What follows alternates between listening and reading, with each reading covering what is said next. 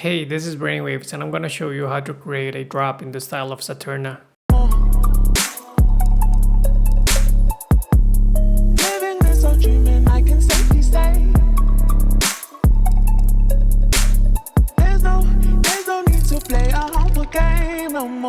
This whole project file, as usual, is available on my Patreon along with many others, so feel free to check the link in the description if you want to get it, and let's get started. The BPM for this project file is 140. Here's how the drums sound by themselves.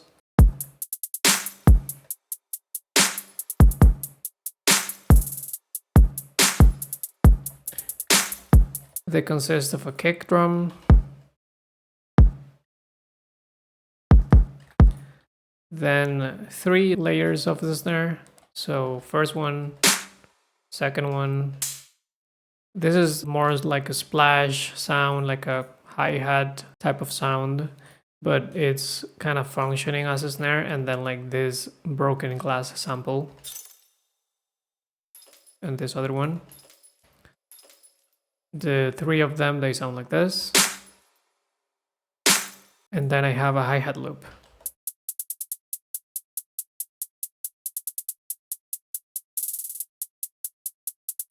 Something interesting that I want you to notice is that this second snare is panned to the left and is 33 milliseconds ahead with the track delay. And the glass is panned to the right by 26. And that's to create like a wider overall snare sound.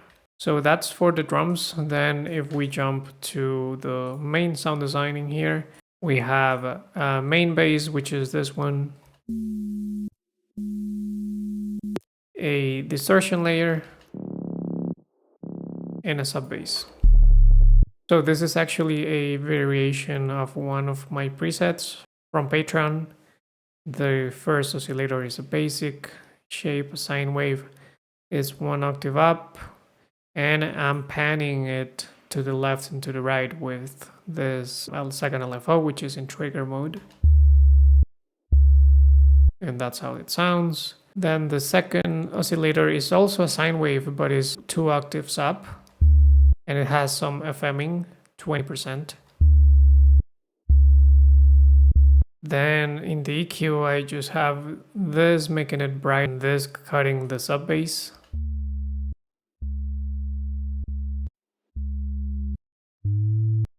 Then a hyperdimension.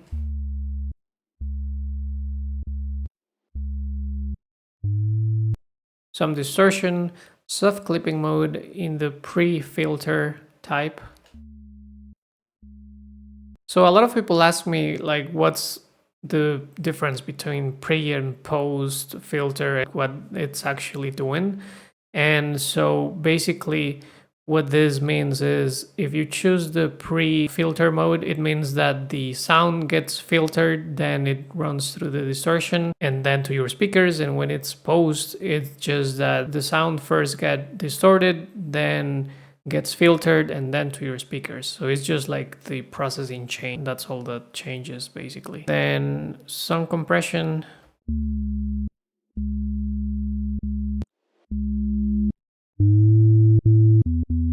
And you can tell that there is like some more going on in the sound, and that's because I'm routing a couple of things outside of Serum and I'm automating those things. So for example, I'm automating the first macro, which is the FMing amount. So if I enable this view, you can see that in here, the FMing amount is gonna go up. Then I'm also automating the pitch bend. So I'm doing some pitch bends. I just automated this thing in here with the default values of plus and minus 2 semitones. And that's why I get those movements. So they're kind of subtle, but they definitely add to the flow of the drop.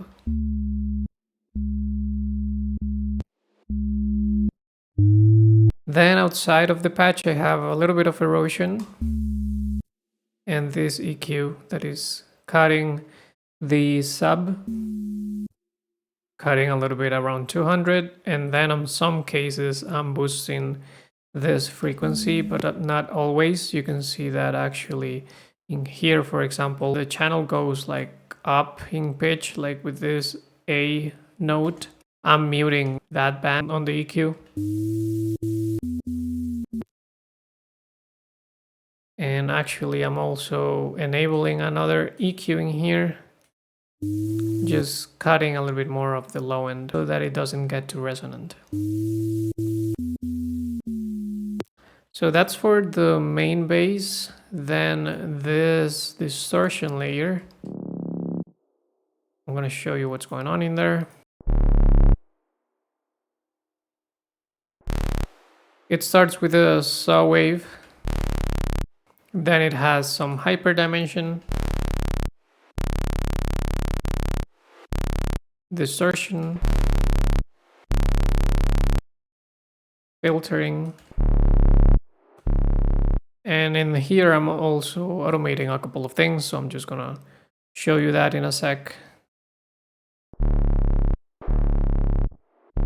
And some chorus. For all of these 3 layers, I'm doing the same pitch bend automation as I showed you before. And for this one specifically, I'm automating the filter drive and the hyper dimension amount. So let's check that out.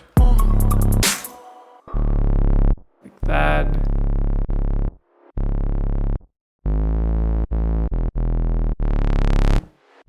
Yeah, and the cutoff as well.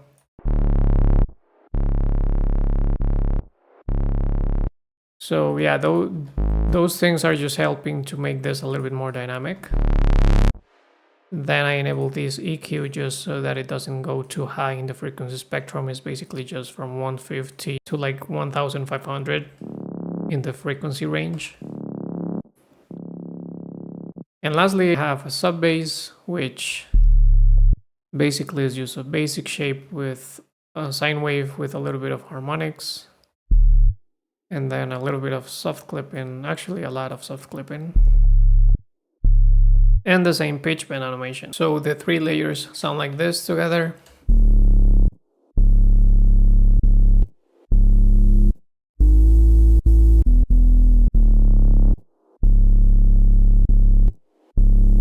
Then I have, at the end of the phrase, I have this wub, which starts with a sine wave.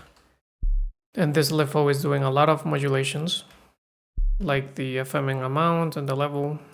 So FMing it's at 8% and the amount is 24. Then harmonic series. I enable this noise oscillator with the kick transient 4 sample. Then a filter, hyperdimension, distortion, compression, reverb, and outside of the patch I have a saturator with a sinoid fold mode, soft clipping, almost 11 dB of drive, and the settings in here. And lastly, an EQ, and I'm just making it a little bit more hollow modification with this little band in here. And that's it. When that one is playing, there is also this percussion effects, which is pretty simple but sounds pretty cool. All that is happening is I basically chose a nice percussion-y sample from the noise oscillator. So I'm using this one, transient perc 1, and I have a couple of LFOs doing some different things. So the most important part in here is this first LFO, which is in envelope mode, 1 bar rate, and it's doing like this pitch down effect. Without it, sounds like that, which is not what I wanted. So then the second LFO is doing like a pan left to right and back, and the first LFO is also doing like this movement with the filter. just closing the sound a little bit more. Then I put some delay with these settings in here and reverb. Also, the level of mixdown of the reverb is being modulated by the second LFO. And that's it for that one. It's pretty simple. Then I have like a couple of more melodic elements like this pluck. So for that pluck, it starts with the MB triangle wavetable in here. Position 1, 7 voices of unison in this envelope shape. Which sounds pretty cool already, to be honest. I sent the envelope one to the noise and I chose the glass lid 4 sample. It's not coming through too much at the moment, but it will. Then filtering with these values.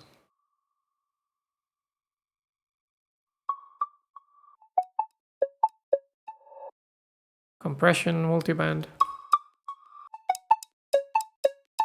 And there's when you can hear the glass sample.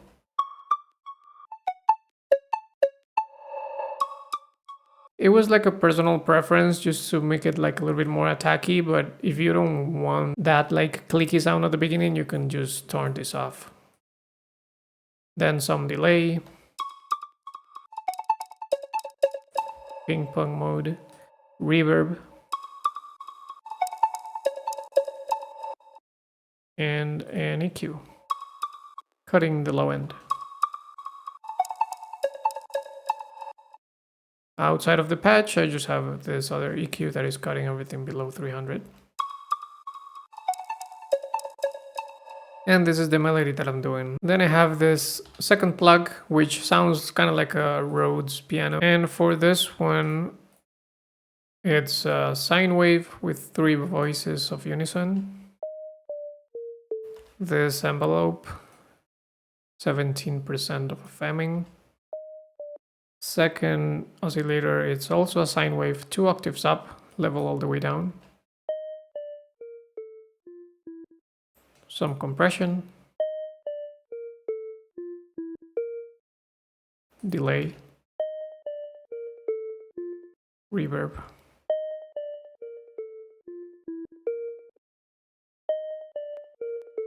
And that's all. Then I just have the EQ outside, making it like a tiny bit less resonant.